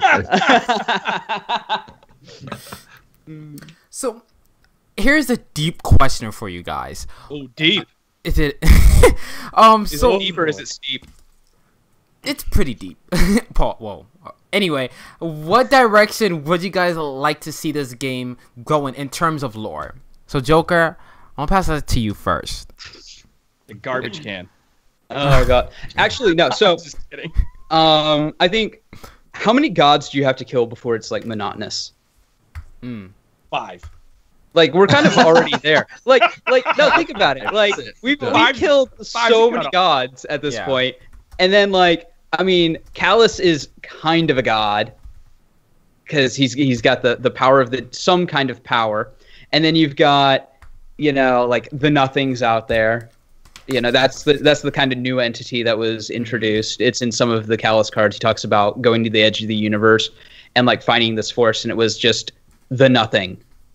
And so we've got the light, we've got the darkness, and then we've got the nothing.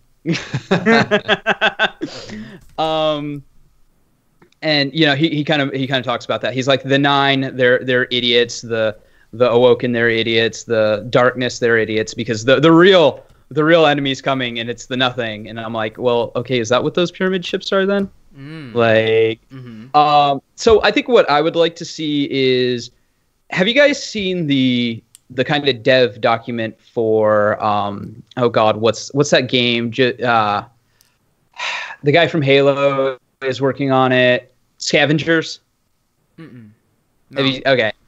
So yeah, it's going. It sounds like it's going to be like a Destiny kind of game. It's like a PvP and PvE, all kind of mixed together. So it sounds like when I was first watching the documentary, it sounded like it was going to be kind of, if you guys remember, oh my god, what was it? You were on an arc and there was a bunch of free running and every match was like story mode, and it was like you had it started with I can't remember what it was called, but it like flopped.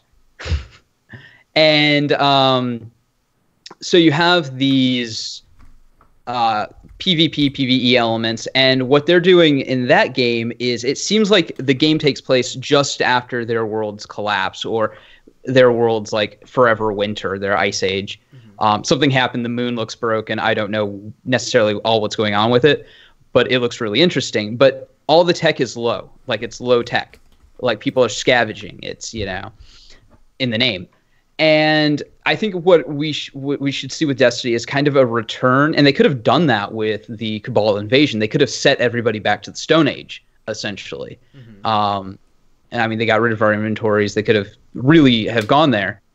But what I would like to see with Destiny is, instead of like fighting these gods, we have things that are in the lore that are insane. There's a it's talking about faction rallies. There's a Dead Orbit card that's like, they go out and it's about this ship called the Sophia, and it goes out into the asteroid belt, and they go to Ceres, the big kind of planetoid in the asteroid belt that actually later the Queen winds up destroying with the Harbingers.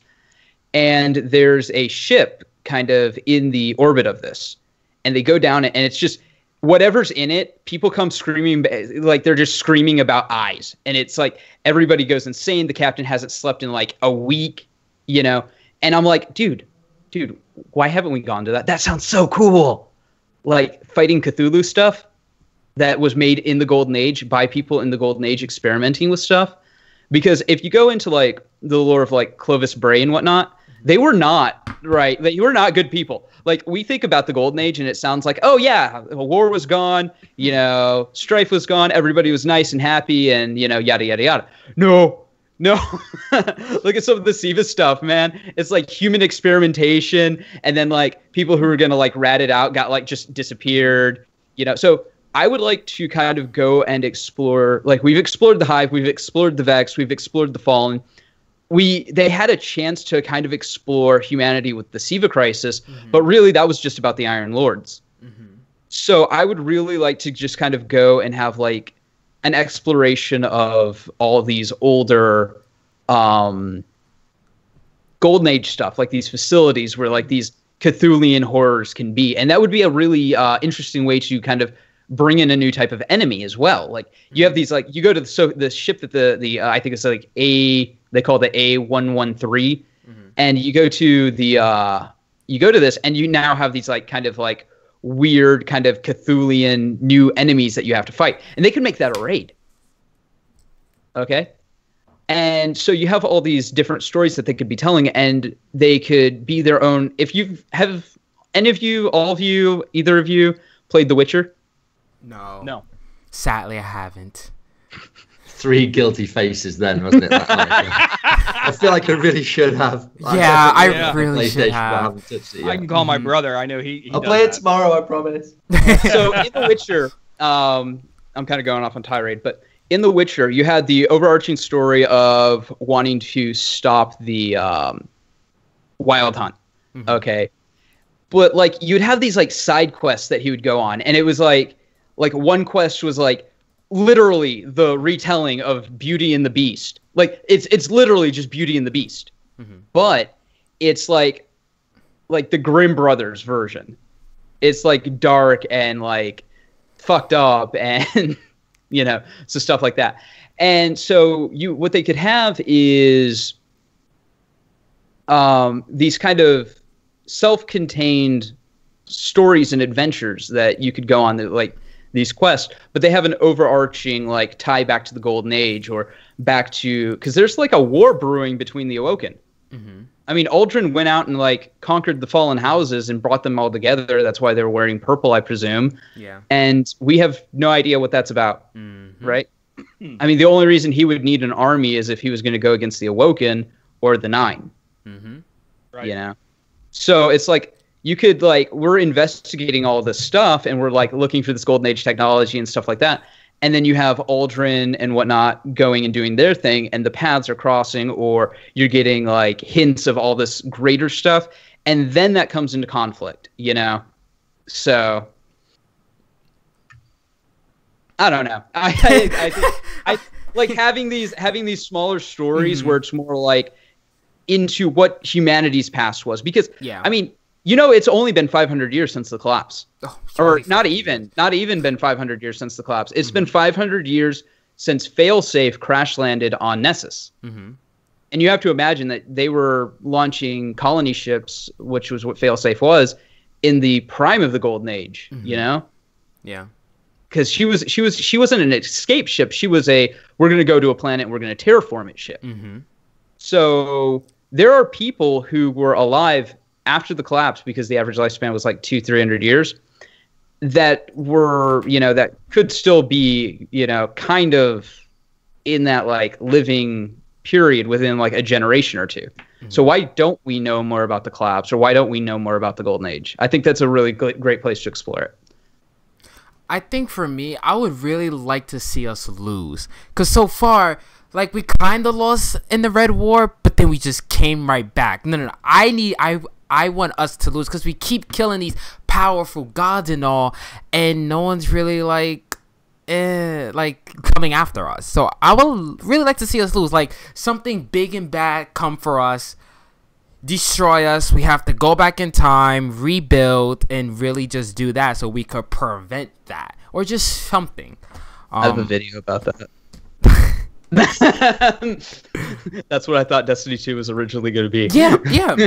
But it turns out we lose our powers for 2 missions. We come right back, and then we get the band back together. That was the whole campaign. You guys don't even have to go play it now. I just told you. So yeah, that's really was it. An00bis, where would you like to see this game go?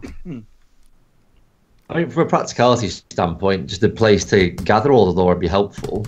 I think when you start to stray into modern RPGs and stuff, and you see the systems that are in place to actually gather the story together for you to kind of catch up on in your own time, like Destiny's just so far behind. Like even something like Subnautica, which is a $20 game, still has like a data log and a logbook that you can kind of scroll through. Like when you go back to your base, like I'd expect to be able to go back to the tower, have some chill time, and read up on the stuff I'd just kind of discovered, and kind of have that kind of patient run through of it all. But in terms of a story and areas to try and explore, I'd love to see us go back and revisit some of the big battles and actually like experience some of these like huge set pieces. Like you go to like Twilight Gap and you're actually in there as one of the big characters within that story and really experience it firsthand. Or even some kind of Vex tie-in where we can actually travel back and be a part of that. It'd be really cool. But it's almost like we had a vehicle for that they could have used. Yeah, almost. Yeah. Almost. Like they should make these like Vex gates where you can like travel through time or something. Right? Yeah, you know, even if it was just like I'm just going to throw this out there, a little insanity. Even if it was just kind of a simulation of these events that happen, you know, yeah. I mean, let's not get crazy, right? Time travel, there's a lot of complexities there. They may have to like deal with causality. So you know what? Okay, let's talk about simulations of these battles, and then we can go back at any time and relive them. And there can be quests, and but you know, hold on. It's so cool if they made the Infinite Garden something like, remember the old like SNES games and stuff? You'd play like Mega Man. You'd beat all these bosses. You'd go to the final boss, but you'd have to beat all the other bosses again. So you'd have these little portals that you run through, and you have to beat the same guys all in one go in a row.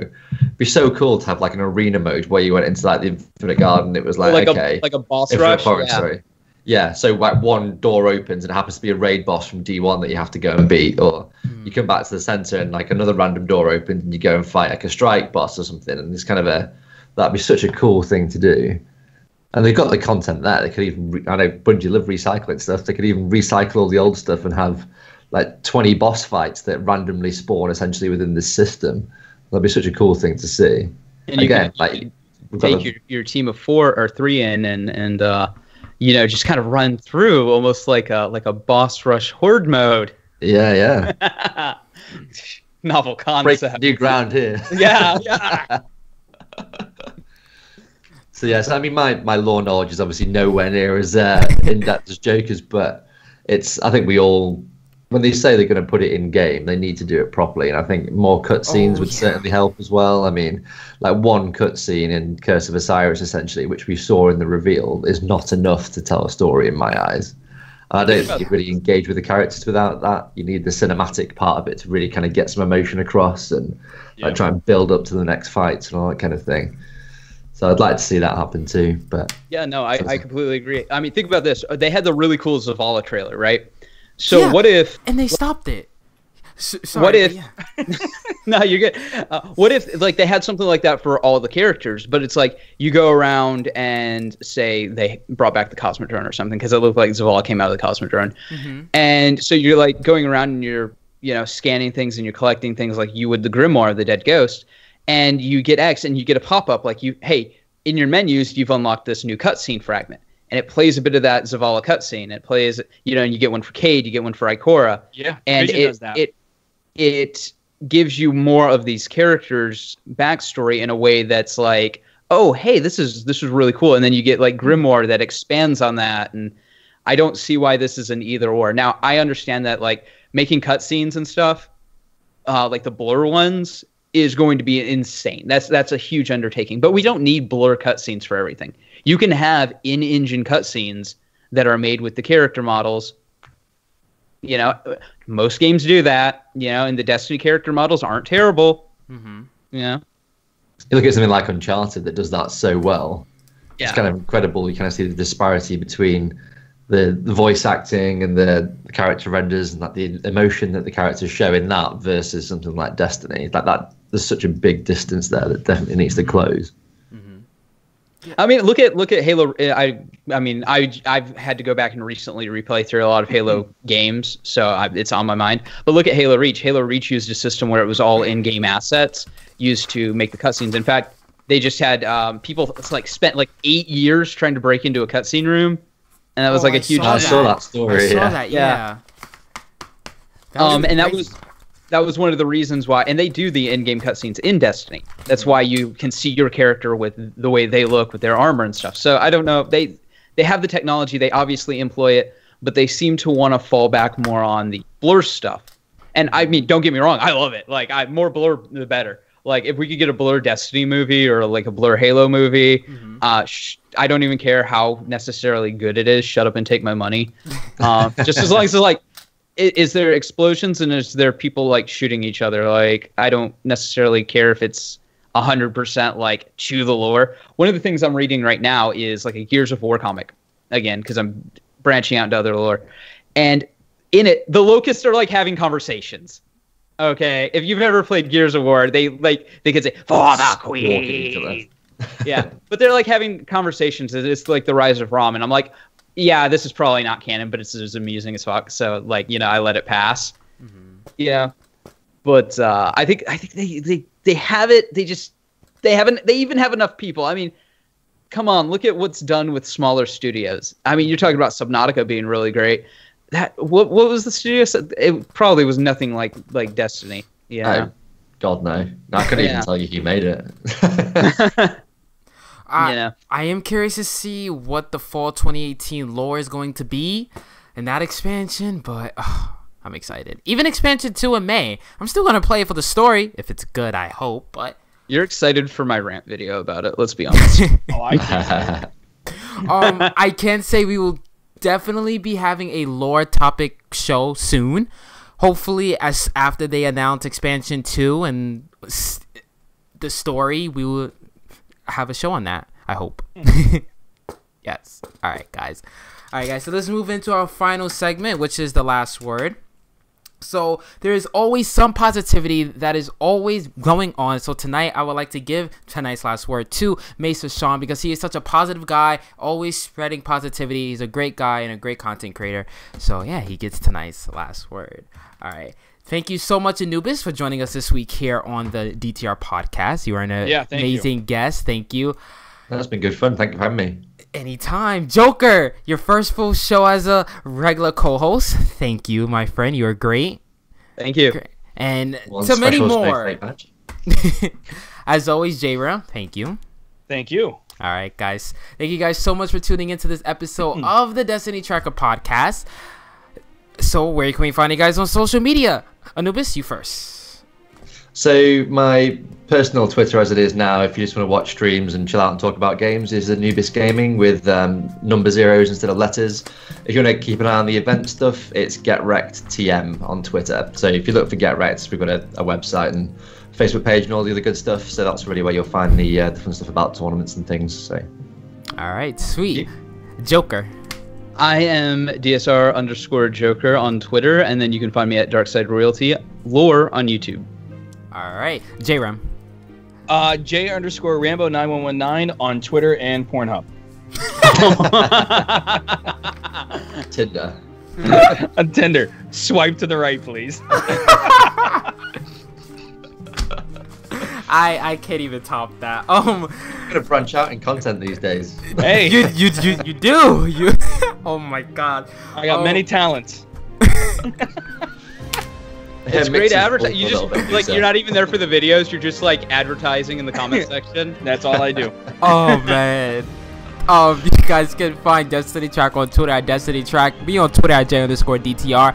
On YouTube at Destiny Tracker and the Tracker Network, and on Twitch at the Destiny Track. Thank you guys so much for tuning into this episode of the DTR podcast. Next week we're going to have this Twitch streamer Nathan Strained. He will be joining us next week, then on March 30th, we're going to have a news editor from US Gamer. He wrote the 2 articles about how Destiny 2 failed its player base. I did talk about that topic I'm excited about that. Earlier in the month, and I finally got in contact with the author of that, so he will be on here on the podcast live Friday, March 30th at 7:45 p.m. Eastern. It's going to be great. Okay. All right. Thank you guys for tuning into this episode of the DTR podcast. And we'll see you guys next week. Thanks a lot, guys. Bye.